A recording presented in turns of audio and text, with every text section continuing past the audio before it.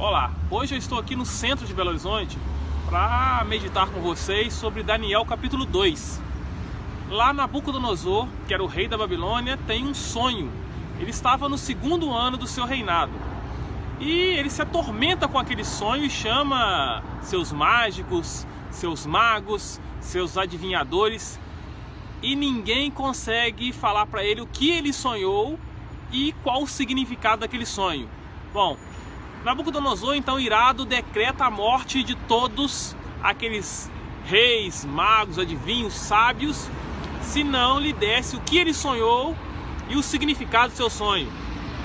Esse decreto chega a Daniel. Daniel então chama os seus irmãos e vai orar a Deus.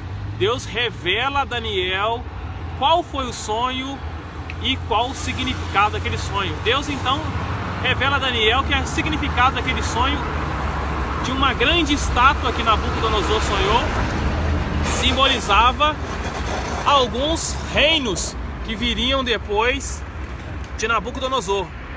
Pois bem, nós sabemos que eram alguns reinos, mas quais exatamente foram esses reinos revelado, sonhado por Nabucodonosor e revelado por Daniel? Bom, naquele sonho, Nabucodonosor teve um sonho de uma grande estátua. Por isso nós estamos aqui no centro de Belo Horizonte, de frente a essa estátua, para poder explicar de forma mais dinâmica essa passagem. Nabucodonosor sonhou uma grande estátua onde a cabeça dela era de ouro. Isso significava que a cabeça daquela estátua era o próprio Nabucodonosor.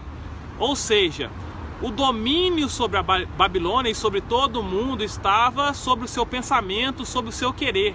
A lei não estava acima do que o próprio Nabucodonosor decretava. Diferente do 2º reinado, onde Deus mostra para ele que o tronco e os braços eram de prata.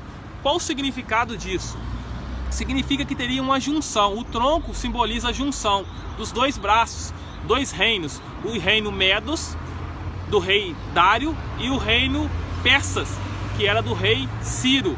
Por que prata e não ouro?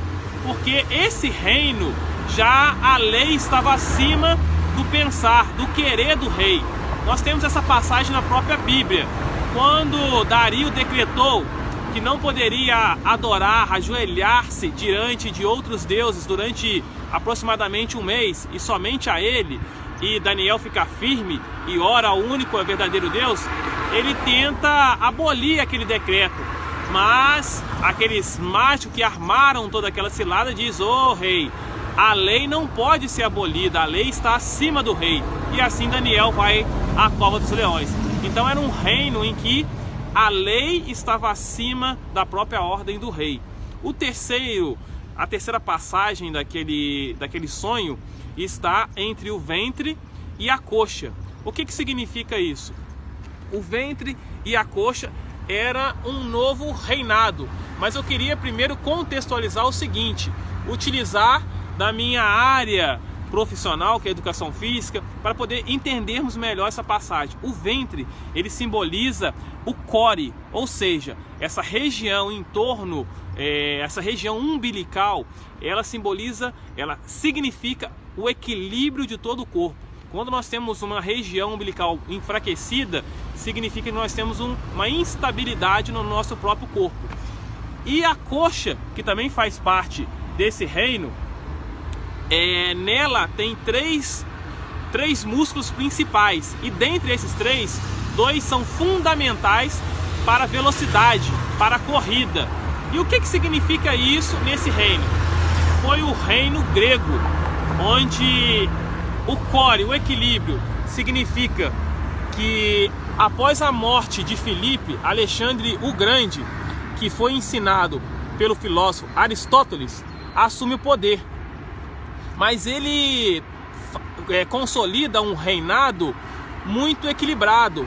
Ele constrói novas armas, estratégias e domina o mundo utilizando esse equilíbrio entre a força e a sabedoria das estratégias militares. E por que a velocidade? A velocidade foi porque ele consegue dominar o mundo em apenas 13 anos. Em 13 anos ele consegue nessa velocidade dominar todo mundo, mas também com 32 anos ele já morre e o seu reinado ele começa a ser dissipado, distribuído.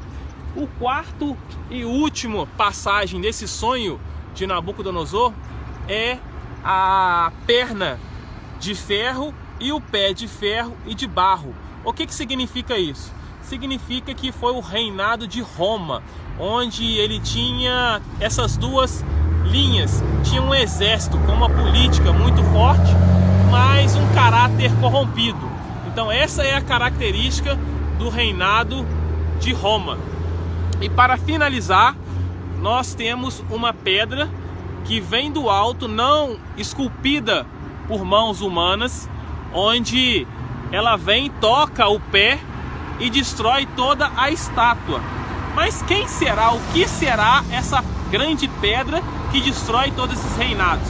Para podermos entendermos essa passagem, temos que olhar lá em Mateus 16, 18, onde Jesus está conversando com Pedro. E ele, para Pedro, diz o seguinte: tu és Pedro, e sobre essa pedra edificarei a minha igreja. Se analisarmos assim friamente, podemos não entender o que realmente essa passagem quer dizer. Mas quando observamos a origem da palavra grega que foi escrita essa passagem, nós temos claramente um entendimento de quem que é essa grande pedra que destrói todos esses reinos. Então, tu és Petrus. O que significa Petrus? Então Jesus fala para Pedro: tu és Petrus, ou seja, pedrinha, uma pedrinha pequena, ou seja, diversas pedrinhas nas quais construiria a igreja de Cristo na face da terra. E Jesus continua falando agora sobre ele mesmo e sobre essa pedra. O que significa pedra? Jesus falando de si: essa grande pedra, essa rocha, edificarei a igreja. Agora conseguimos entender então que essa grande pedra, essa rocha que bate no pé daquela estátua, que foi na época do período romano, ou seja, o pé foi durante o período romano, e destrói toda a estátua, é o reino de Cristo, é a igreja de Cristo, que foi constituída na face da terra e que terá e tem a vitória sobre todo o reino político e todo o reino que vem se estabelecer no homem, porque Jesus Cristo é a verdade e a vida, e todos nós que cremos em Jesus fazemos parte desse reino vitorioso. Que a paz de Deus esteja em vosso coração.